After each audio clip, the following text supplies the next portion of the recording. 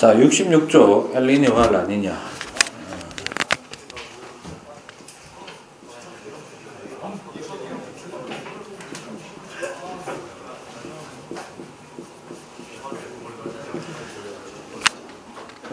이론적인 어떤 뭐 원리 이딴 거 다 때려치우고, 알았어? 문제를 풀 수 있는 일단 스킬은 그냥 여기서 완전히 끝내자 라는 형태로 진행을 할까 합니다. 잘 들으세요. 엘니뇨 라니냐 중에 정상은 둘 다 비정상입니다. 알겠죠? 뭐라고? 그러니까 머릿속에 기억해야 되는 것은 얘네들을 어떻게 기억하기 이전에 뭘 기억하고 있어야 되냐면 정상 상태가 뭔지를 좀 먼저 기억을 하셔야 됩니다. 정상 상태. 그리고 기후 변화입니다. 뭐라고? 그래서 기본적으로 온도하고 습도로 좀 표현할 수 있어야 됩니다. 뭐 예를 들면 고온 다습, 한랭 건조 이런 식으로 표현하는 방식. 그 다음에 정상 상태의 기후인데 어디를 얘기를 하는 거냐면 기준 지역은 페루기는 합니다. 어디라고? 페루이기는 한데 시험 문제에서는 페루만 내는 게 아니고 동남아시아를 좀 얘기를 하긴 합니다. 왜 하필이면 동남아시아입니까? 라고 할 때 그거는 요렇게만 좀 기억하세요. 여러분들이 보는 방향이 태평양이 이렇게 있으면 가운데 적도가 있으면 여러분들이 보는 방향을 지금 정방향이라고 얘기할 때 페루가 이쯤에 있습니다. 그러니까 여러분들이 보는 방향에서는 동쪽에서 남쪽, 알겠어요? 적도 바로 아래, 남반구의 저위도. 그러면 거기에서 태평양 중심을 기준으로 대각선을 팡 때리면 정확하게 정반대편, 오케이? 정반대편이 북반구의 저위도이면서 태평양으로 보자면 서쪽. 됐습니까? 그쪽이 이제 대표적으로 뭐 필리핀, 뭐 태국 뭐 이런 데야. 됐습니까? 근데 이런 게 있어요. 태평양의 위에 위치하고 있는 공기 덩어리들은 한 덩어리라고 보면 예를 들어서 이런 거야. 페루 쪽의 공기가 만약에 낮아지면, 그러니까 저기압이 되면 공기가 어디로 가는 게 아니지. 어디가 솟아오를 수밖에 없다. 반대편이 솟아옵니다. 됐죠? 그러니까 예를 들자면 이런 거예요. 페루하고 동남아시아는 일종의 시소와 같습니다. 뭐가 같다고? 시소와 같다. 그럼 예를 들어서 이런 거야. 어떤 변화에 의해서 페루가 건조해지면 동남아시아는 습윤해집니다. 알겠죠? 그 다음에 원래 놓여진 기후대의 습도적인 변화도 반대로 이루어집니다. 그래서 정상 상태가 뭐냐면 일단 이렇게 생각하셔야 돼요. 온도를 따질 때는 온도를 따질 때는 위도가 저위도냐 고위도냐 중위도냐를 먼저 따지는 거예요. 됐어요? 근데 이 두 지역 다 위도는 저위도입니다. 됐죠? 그래서 둘 다 정상 상태의 날씨는 페루는 고온, 동남아시아도 고온입니다. 그러니까 온난. 됐죠? 그런데 페루는 바닷가 근처임에도 불구하고 고온모고 건조 상태고요. 바닷가 도시입니다. 필리핀 같은 경우는 대놓고 섬나라죠. 동남아시아는 고온 다습입니다. 반대죠. 그러면 이것도 좀 생각해야 돼. 건조하다는 것은 기본적으로 무슨 기압이 위치하고 있다? 고기압이 영향을 미치고 있다. 근데 다습이라는 것은 저기압이 주를 이루고 있다. 이렇게 되는 겁니다. 근데 여기서 좀 조심하셔야 되는 게 페루나 필리핀 같은 경우는 적도 쪽에 조금 가깝습니다. 그럼 약간 이상한 동네가 어디고? 둘 중에 페루가 조금 더 이상하죠. 왜냐면 적도 쪽은 저기압이 주로 위치한 지역이야. 뭐라고? 그러면 주변에 페루 앞바다를 기준으로 해서 띠를 하나 만들어가지고 뺑 평행하게 위도에 돌리면 대부분 고온 어떠냐면 고온 다습이에요. 근데 페루 앞바다 지역만 태평양 전체로 봤을 때 좀 어떤 상황이다? 고기압이 발달되어 있는 상황이다. 이렇게 되는 겁니다. 됐습니까? 그러면 평상시에 이렇게 이루어질 수 있는 까닭을 뭐 때문이냐? 이거예요. 요 순서가 제일 중요한 겁니다. 지금부터 얘기하는 거는 페루 지역의 상황을 얘기를 하는 겁니다. 그러면 결론이 나오고 나면 동남아시아는 페루 지역에 대해서 습도만 반대로 때리면 되는 거예요. 됐니? 자, 첫 번째는 페루는 남반구니까 저위도 지역에 남동무역풍이 붑니다. 그러면 얘가 정상적으로 불면, 정상 상태면 남동무역풍 때문에 발생하는 해류가 뭡니까? 북동무역풍에 의해서 북적도 해류, 남동무역풍에 의해서 남적도 해류가 정상적으로 흐르게 됩니다. 그러면 어떤 현상이 일어나냐면, 여러분 요걸 좀 기억하시면 되는데, 어떤 수조가 있다고 하면 물을 이렇게 채워놨어요. 됐니? 네. 이때 사람이 이런 거 뭐든 손을 이용하든 뭘 이용하든 여기에 있는 물을 갖다 계속 표면의 물만 표면의 물만 계속 이렇게 주기적으로 규칙적으로 긁어내요. 됐습니까? 그러면 고속 카메라로 촬영해 보면은 어떤 순간이 오느냐 하면 계속 밀어내다 보면 수면이 이렇게 돼요. 그렇겠죠? 밀려 나가니까. 맞죠? 그러면 이쪽 위로 올려놨으니까 여기에 몰려있는 물들은 에너지상으로 봤을 때 불안정합니다. 에너지가 많죠? 그럼 어떻게 되려고 할까? 요 빈 공간으로 굴러 떨어지려고 할 건데 굴러 떨어질 수 없는 이유가 있어요. 뭐죠? 계속 손으로 걷어냅니다. 맞아요? 그러면 결국 내리 누르는 중력이 순간적으로 같은 바닥이라고 했을 때 이쪽에 작용하는 중력이 더 세지죠. 그래서 물이 어떻게 되냐면 쏠려 몰린 쪽은 침강을 하게 됩니다. 뭘 하게 된다고? 침강을 하게 되고, 그럼 갈 데 없으니까 어떻게 돼?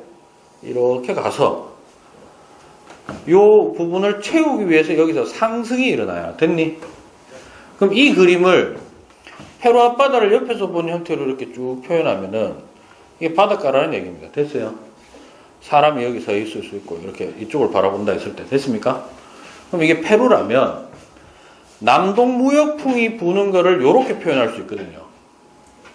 됐습니까? 그러면 이거에 의해서 어떻게 돼? 바닷물이 표면의 물이 쓱 쓸려 나갑니다. 됐죠? 이게 남적도 해류. 됐죠? 그러면 여기에 수면이 어떻게 돼? 낮아지니까 저 밑에서 심층수가 이렇게 치고 올라와요. 물론 저 반대편 침강이 일어나고 있고. 이게 유달리 태평양에서 좀 활발하게 일어납니다. 됐습니까? 그럼 문제는 뭐냐? 이 동네가 원래 어떤 동네? 온도로는 따뜻하죠? 그럼 바닷물 표면의 온도도 어떻다? 원래 따뜻해요. 대부분이. 띠를 이렇게 페루 지역에 이렇게 뺑 돌려오면 좀 따뜻합니다. 그런데 심지어는 이제 필리핀은 확실하게 따뜻하고.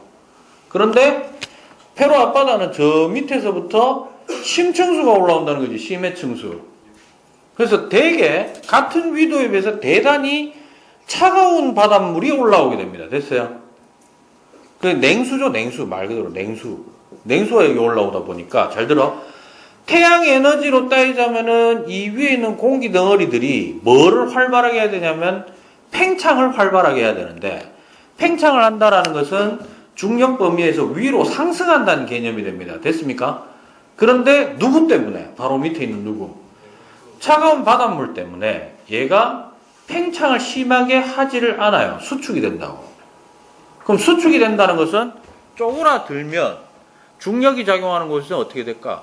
하강을 한다는 뜻입니다. 됐습니까? 엄밀히 얘기하면은 움직임이 거의 없어요. 됐어? 기류의 움직임이 거의 없다 보니까 뭐가 생기지를 않는다. 상승이 없으니까. 여기 솔직히 수증기 공급량은 어떨까? 바닷가 근처니까 어마어마하게 많죠. 어마어마하게 많은데 불구하고 공기 이동 흐름이 없으니까 되게 안정적이다 보니까 공기가 상승하는 일도 없고 수증기가 상승하는 일도 없다 보니까 뭐가 없다. 이 구름이 없는 거야, 여기가. 그래서 온도는 어떤데? 햇빛이 강력하게 내려쬐고 있으니까 온도는 높은데 어떤 상태? 구름이 안 만들어지니까 비도 없고 그래서 어떤 상태? 고온 건조입니다. 그리고 페루는요, 엄밀하게 이래요. 이렇게가 바다에 이래 산맥이 졸라 높지 여기. 뭐 안 된 산맥이 있어요. 뭐가 있다고? 그러니까 사람들이 대부분 어디에서 살고 있다 예전에 해안가에서 살고 있는데 그러니까 농사질 생각은 거의 뭐하고 황무지 상태인데 요 올라오는 현상을 우리가 뭐라고 하느냐면 용승이라고 합니다. 뭐라고 한다고? 용승. 그럼 요거부터 좀 적으면 남적도 해류가 정상이면 용승이 정상적으로 일어납니다. 됐죠? 따라서 용승이 정상적으로 일어나니까 페루 앞바다 지역은 결론적으로 페루는 어떤 상황? 페루 앞바다는 고온의 건조한 상황이 되고요.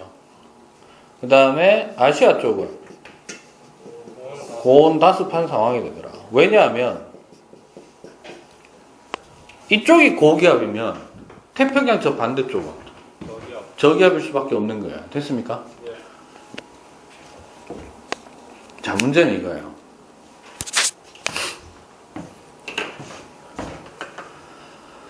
이 정상 상태가 이제 깨지는 게 엘니뇨 아니면 뭐다? 라니냐입니다. 됐어요? 그러면 순서 찾아가는 건 별로 어려운 거 없어요. 첫 번째 엘니뇨를 빨간색으로 표시하면 엘니뇨는 자, 이 이유는 과학자들이 못 밝혀냈어요. 바로 이 스타트 지점. 예. 결과만 알아내 관측을 통해서 알기는 알았는데 왜 그런지는 아직 결론을 못 내리고 있는 상황. 됐어요? 엘니뇨는 뭐냐면 이게 약해집니다. 그럼 그대로 따라가면 됩니다. 알겠어요? 그럼 남적도 해류가 어떻게 된 거야? 약화되네요. 그럼 이 말이지. 이게 약하니까 흘러나가는 것도 약하고 빼는 게 약하면 치고 올라오는 놈도 어떻다? 약해지죠. 그래서 용승이 약화됩니다. 그럼 잘 봐요. 바닷물의 표면 온도가 페루 앞바다가 평상시보다 어떻게 되는 거야? 수온이 상승하는 효과가 일어납니다. 됐어요? 그러니까 예를 들면 평상시에는 주변 동일 위도에서는 전부 다 뭐 예를 들어가면 한 20도 넘는데 이 동네만 한 15도였어요. 15도였는데 용승이 약해지니까 18도, 19도 이제 올라가는 거야. 20도 육박하는 거야. 됐냐? 됐어요? 그러다 보니까 공기가 어쨌든 이 위에 있던 공기가 차가웠다가 무슨 효과가 일어날까? 따뜻해지는 효과가 납니다. 그래서 사실 완벽하게 여기에 저기압이 형성되는 건 아니요. 알았어? 근데 평상시보다 기압이 어떻게 돼? 기압이 평상시보다는 낮아지는 효과가 나타나는 거예요. 됐습니까? 그러니까 엄밀히 얘기하면 고온 건조였다가 기압 감소로 인한 수변한 효과가 오게 되는 겁니다. 그러면 안 내리던 뭐가 내린다? 비가 내리는 거예요. 됐어요? 그러면 반대쪽은 어떻게 될까요? 기압이 좀 증가하는 효과가 나타나면서 비가 오던 것이 안 오게 됩니다. 알겠어요? 그런데 어쩌다 한 번씩 일어나면 뭐 건조하다 할 정도까지 변화되는 것은 아니지만 그래도 요때쯤 되면 비 와야 되는데 하는데 안 오는 경우가 많더라는 겁니다. 됐습니까? 자, 그 다음에 라니냐는 뭐냐면 보통 엘니뇨가 있고 나서 한 2, 3년 뒤에는 100% 라니냐가 오는데 왜냐하면 이게 관성 때문에 그래요. 예를 들어 시소가 있다가 균형이 팡 깨졌잖아. 그러면 그 다음에 올 때는 이게 탁 맞춰지는 게 아니고 뭐 관성 때문에 이래 됐다는 얘기예요. 이게 몇 번이고 시소가 왔다 갔다 하다 격차가 점점 어떻게 줄어들어서 이게 균형을 이루고 있는 상태였다가 또 뭔가에 의해서 뭐 팡 깨지는 거야. 됐어? 인간도 그렇잖아. 심박수가요. 놀래가지고 갑자기 팡 떴어요. 그러면 확 낮아지긴 하는데 낮아져가지고 정상이가 바로 정상보다 더 낮아졌다가 다시 또 올라갔다 이게 반복을 하다가 평균값에서 왔다 갔다 하는 겁니다. 그죠? 그러면 결국 라니냐는 파란색으로 표시하면 남동무역풍이 어떻게 됐다? 정상보다 이게 세진 거야. 강화. 그러면 기압이 어떻게 됐을까? 평소보다도 기압이 더 증가해서 미칠 듯한 건조한 상황이 되는 거예요. 이게. 그 다음에 얘는 기압이 더욱 감소하면서 다습한 상황이 더욱 심화되는 상황 이렇게 되는 겁니다. 됐습니까? 됐어요? 끝이야. 그럼 잘 봐. 문제에서 이래 놨다고 합시다. 평상시보다 페루 앞바다에 수온이 평상시보다 높아졌다라는 걸 알았어. 뭐라고? 주어진 자료를 통해서 페루 앞바다의 수면의 온도가 높아졌어요. 무슨 상황이고? 엘니뇨다 이 말입니다. 됐습니까? 반대로 아시아 쪽의 온도가 높아졌어요. 뭐 이러한 거고. 좀 심하게 높아졌다는 얘기는 반대로 페루는 엄청 낮아진 거니까 라니냐가 일어나는 거다. 됐습니까? 결론은 그게 다예요. 시험 문제는. 알겠어? 근데 문제는 뭐냐면 이 내용이 간혹 지구과학 분야가 그렇게까지 이공계열로 갈 때 면접에 많이 활용되지는 않는데 이 이상기후에 대해서는 좀 한 번씩 툭툭 건드리거든요. 관련된 게 좀 있으면. 그래서 그거와 관련해서 몇 마디만 하고 좀 마무리 짓도록 하겠습니다. 참고로 엘니뇨는 스페인 말로 하자면 좋은 뜻입니다. 그러니까 처음에 이름이 지어진 이유는 엘니뇨라고 주어진 것은 좋은 현상이었기 때문에 주어진 거예요. 엘니뇨는 굳이 이제 우리가 직역이 아니고 의역을 하자면 악의 예수를 뜻하는 거고, 실제로 이 현상이 한 300~400년 전에 이제 기록이 남기 시작하는 그 시절로 돌아가 보면 이게 언제 일어나느냐 하면은 크리스마스 전후로 인해서 이제 이 현상이 일어나는 거예요. 그럼 페루라는 동네는 원래 정상 상태일 때가 어떤 상태냐 하면 농사는 못 지어. 황무지밖에 없어. 선인장 몇 개 서 있고. 그러니까 굳이 우리는 사막 그러면 모래사막만 생각하는데 자갈만 있어도 그건 사실 사막이라고 해도 돼요. 어떤 의미에는 건조기후대에 풍화가 좀 덜 된 것 뿐이지. 그러면 이 페루 사람들은 예전부터 이렇게 도시화되기 전에 이전의 사람들은 당연히 자급자족하고 할 때 주로 어디에 종사를 하겠습니까? 이게 농사를 지어서 뭐 얻으니까 수렵, 채집 또는 그게 발달된 게 바로 어업인 거예요. 됐어요? 그러면 그래서 이제 그 우리나라 동아시아권을 제외하고 생선회를 먹는 문화는 거의 없거든. 페루 사람들 먹어요. 한 2주 전인가 EBS에 보면 극한직업이라는 거 있거든요. 그러면 거기에 나오는데 거기에 몇 주 전인가 그거 나왔어요. 페루 앞바다 그 대왕 오징어 잡이 편 나왔어요. 오징어 하나가 한 2m 되는 거예요. 그거를 전 세계에서 두 번째로 많이 수입하는 나라가 우리나라랍니다. 나도 그날 처음 알았어요. 그러면 그게 주로 어디 쓰이냐면 너 그거 있지? 진미채. 오징어 진미채 있잖아. 이래 뭐 안주로도 먹을 수 있고 간식으로 먹을 수 있고 아니면 양념해가지고 반찬으로 쓰는 거 있잖아요. 그게 좀 대왕 오징어래. 그 언젠가 한번 여유가 되면은 대왕 오징어 잡으러 회 떠먹으러 가야 돼.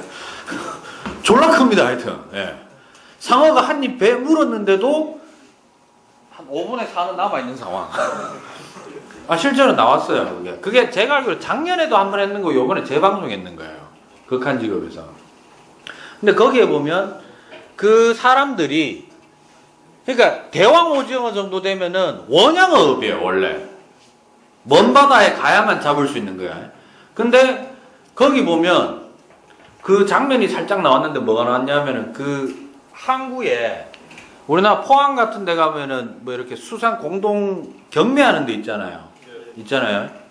그 경매하는 장소 같은 게 우리나라 수준 정도 되는 보이는 규모예요. 그런데 문제는 뭐냐면 거기서 전 세계로 직달하는 양이 세계 규모에서 그게 2위예요.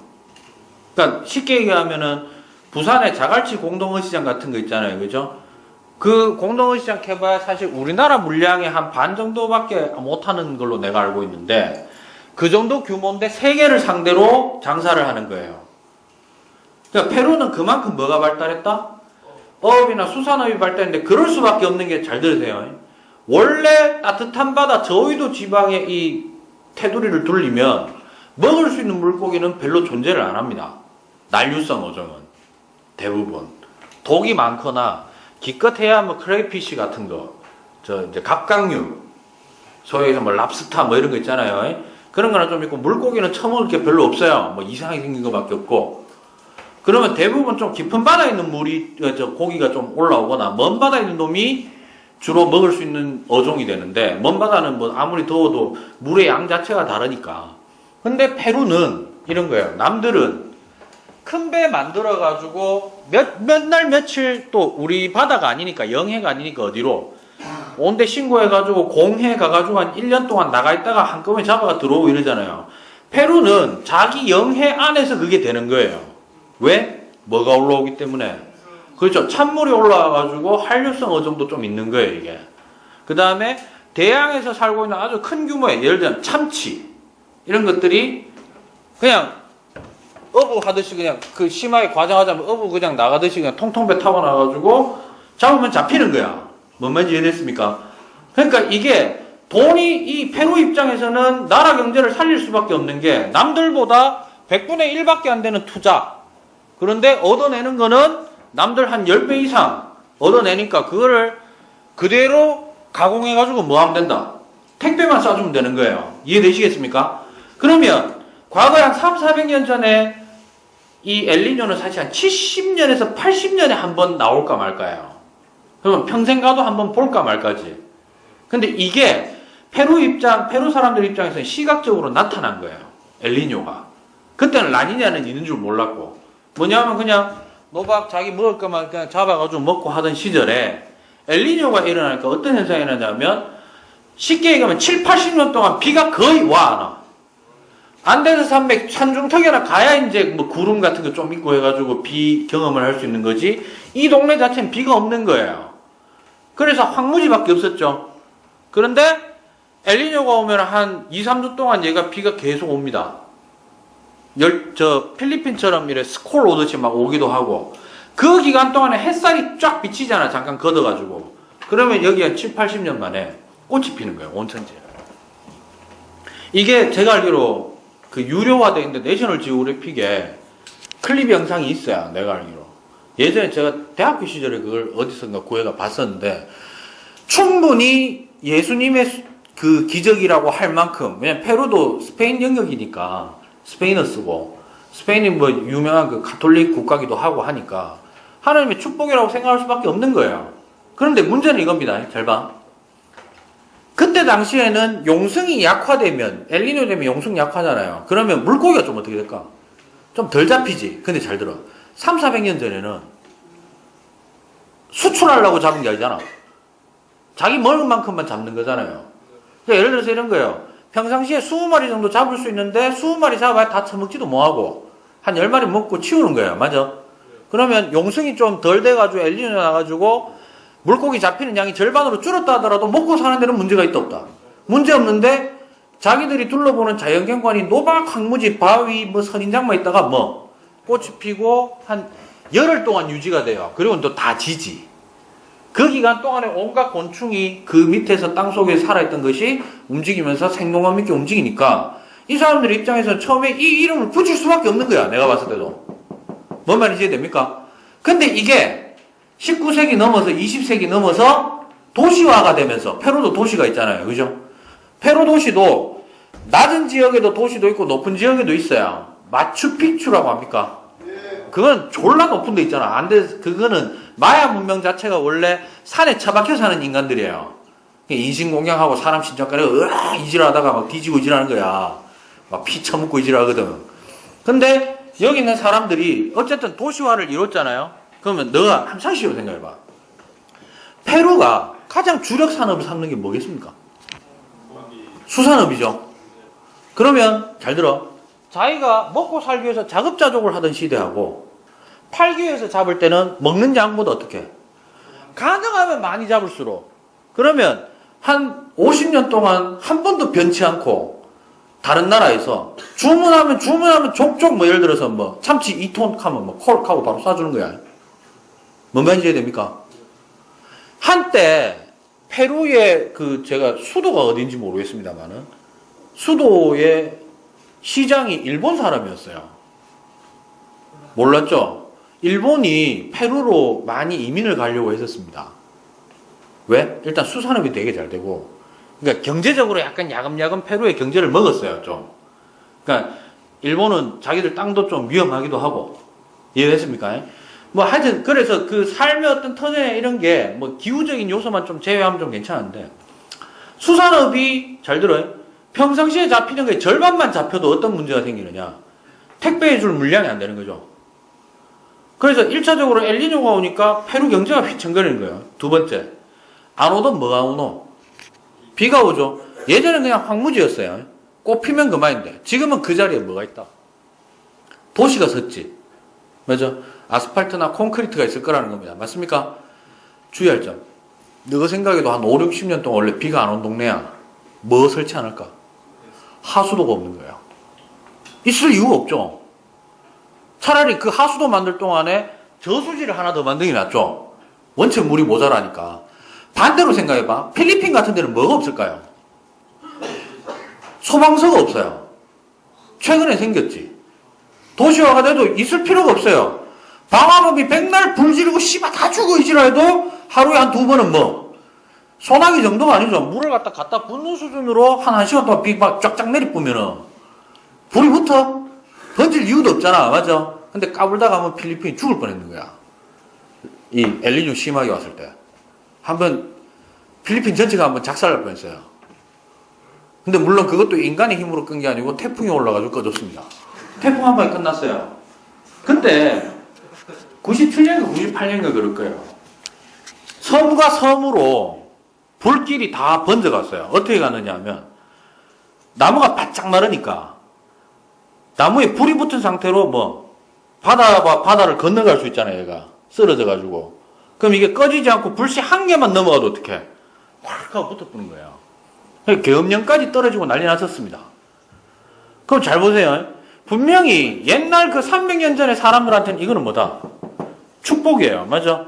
근데 지금은 그 하수도 없는 그 도시에 아스팔트, 콘크리트가 있는 곳에 비가 오면 아무리 자갈이라고 하더라도 토양으로 되어 있는 곳에 비가 오는 경우는 어때? 약간 산사태 같은 건 좀 문제가 될 수 있어도 물이 대부분 어떻게 됩니까? 밑으로 흡수가 되죠. 근데 도시화를 해서 콘크리트하고 아스팔트면 물이 빠져나갈 하수도가 없으니까 어떻게 될까? 순식간에 침수되고 자동차 다 전부 다 바닷가로 다 끌려가고 막 이런 거예요. 이해됐습니까?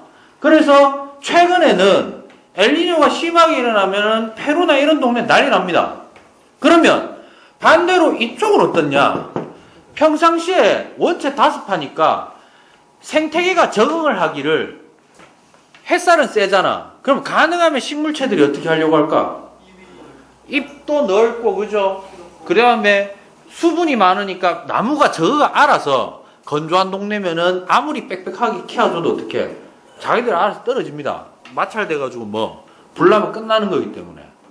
근데 밀림 같은 데는 원래부터가 밀림이라고 하는 것 자체가 어떻게 나무가 빽빽하게 있죠. 근데 이게 엘니뇨가 한 2년 이상 지속되면 어떤 현상이 일어날 수 있다. 물이 급속도로 줄어요. 나무가 많다라는 얘기는 나무가 많은 만큼 잘 들어 온도가 높으면 나무도 체온 조절을 해야 되니까 증발산 작용을 정말 열심히 하죠. 어마어마한 양을 하거든. 근데 그게 한 번씩 비가 내려가지고 촉촉하게 안 해주면 어떻게 순식간에 말라버리는 겁니다. 그러니까 이쪽은 도리어 건조해지면서 어떻게 됐다? 화재 이런 것 때문에 난리 나는 거예요. 이해됐습니까? 근데 반대로 라니냐가 있다라는 건 20세기 넘어서 알았어요. 엘니뇨가 있고 나니까 엘니뇨가 정상으로 돌아가는 가운데 딱 정상치에서 멈추던 게 아니고 정상치보다 반대쪽으로 더 심해지는 게 뭐다? 라니냐인데 이 경우는 이런 겁니다. 용성이 너무 세졌지. 그러다 보니까 원래 올라와야 되는 물고기조차도 안 올라오는 만큼 너무 차가운 거야. 그럼 어장은 어장대로 파괴되고 가뭄은 있는 지껏 심해지고 반대로 필리핀은 원래 수상가옥을 짓고 살고 동네 집마다 옮겨 다닐 때 배 타고 다니기도 하는데 아예 그 동네 자체가 어떻게 전부 그냥 물로 그냥 싸그리 실려가지고 없어지는 상황. 무슨 말인지 이해됐습니까? 오케이? 그래서 엘니뇨나 라니냐라고 하는 것은 원래 엘니뇨라는 말이 이제 붙었는 것은 되게 좋은 의미였다. 근데 그 당시 사람들한테는 좋은 의미였는데 이게 기후변화에 원래 엘니뇨 라니냐도 있었다 없었다? 있었다. 주기가 길 뿐이었다. 그 다음에 인간 생활이 변화되면서 인간이 느끼는 어떤 그 상황 자체가 대단히 큰 피해를 가지고 있는 거예요. 최근에는 심하면 제가 알기로 5년마다 한 번씩 일어나고 이래요. 그리고 우리나라도 이제 영향을 슬슬 받기 시작합니다. 그러니까 태평양에서 시소처럼 이루어진다 그랬지. 그러니까 어느 한쪽에 너무 심하게 일어나면 반대쪽에 풍선 효과가 일어나는 거예요. 우리나라도 대각선으로 따지자면 아르헨티나, 페루, 칠레 이쪽하고 대각선이죠. 동해안이 열려있고, 맞습니까? 그 이상기후로 동해 쪽에 어종이 바뀌고 명태가 완전히 사라졌잖아. 그런 것들 어떤 어종 변화라든가 이런 것들이 현재 엘니뇨 라니냐에 의한 어떤 효과다 이렇게 보시면 되겠습니다. 알겠습니까? 이런 거는 이제 배경 지식을 좀 알아두시면은 써먹기가 편하고요. 시험 내용은 이게 다입니다. 알겠습니까? 결론. 엘니뇨 관련된 문제가 나왔다. 라니냐 관련된 문제가 나왔다. 제일 먼저 파악해야 되는 게 뭘까? 대부분 자료는 뭐 줄까? 형태가 어쨌든 간에 바닷물 자료를 줘요. 수온. 알았어? 예를 들자면 67쪽에 보시면은 142번 문제는 위에서 내려다본 거지. 그 다음에 143번은요. 수심에 따른, 그죠? 수심에 따른. 근데 표면 온도가 어떻게 바뀌었는지만 알면 돼요. 수온이. 됐습니까? 그 다음에 144번 같은 경우에 수온도 이동을 하는 것을 보여주긴 하지만은 기류까지 보여준 거죠. 이해됐습니까? 결론. 그 자료들을 통해서 결국 나는 뭘 알면 된다. 이게 수온이, 페루 앞바다가 수온이 높아지는 거냐, 낮아지는 거냐. 그거를 용승으로 봤을 때 용승이 세진 거냐, 약해진 거냐. 그럼 판단하면은 이거냐가 나온다는 거죠. 그럼 결국 물어보는 거는 이 안에서 물어본다는 거예요. 그러다가 이제 한창 페루 쪽 묻다가 어디? 이때 아시아는 어떻다. 이런 식으로 하나 넣어주고. 문제로 만들어보면 수능 형태로 물어보면은 별거는 없음. 알았어. 어차피 더 이상 깊게 못 들어가는 이유는 지구학 1에서 배우는 해류는 바람에 의한 것만 배웁니다. 뭐에 의한 것만? 바람하고 이제 바람 때문에 북쪽도 해류 가다가 딱 만나면 이제 꺾이는 경계류 있죠. 그냥 표면적인 것만 하는 거기 때문에 원래 이제 G2 정도 되면은 내용이 좀 복잡해집니다. G2는 지형류라고 하는 개념이 있어가지고 그것 때문에 이제 좀 더 메커니즘을 좀 정확하게 복잡하게 표현하는 게 있습니다만은 지구학원에서는 이 논리 구조 외에는 더 이상 쓸 거는 없다. 알겠습니까? 다음 시간까지 67쪽에는 문제 꼭 한번 풀어보시기 바랍니다. 그 방향만 딱 잡으면 엘니뇨 라니냐 문제는 매년 나와주면 땡큐죠. 예. 그러니까 자료의 형태는 새롭게 나올 수 있으나 결국 물어보는 거는 여러분들이 파악했으면 하는 거는 뭐냐 하면 페루 앞바다의 수온이 올라갔느냐 평상시보다 내려갔느냐 이것만 따져주면 된다. 됐나요? 자, 오늘은 여기까지 하도록 하겠습니다. 수고 많았습니다.